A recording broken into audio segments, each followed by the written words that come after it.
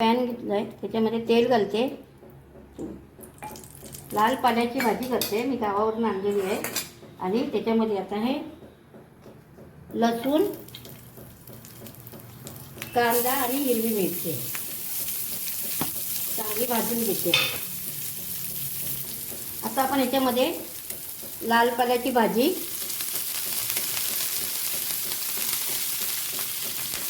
चांगली धुवून बारीक कापून घेतलेली आहे, त्याला आता जरासं परतून घेऊया. बघा चांगली परतून घेते आणि थोडा वेळ त्याला मीठ घालते आणि परतते आणि झाकण मारून ठेवते. हे बघा आपण आता लाल पाल्याची भाजी झाकण मारून शिजवून घेतलेली आहे. हे बघा आपली भाजी ही आता रेडी आहे. आता याच्यामध्ये मी ओलं खोबरं घालते. आता याच्यामध्ये ओलं खोबरं घातलं आहे, तर चांगलं मिक्स करून घेऊया.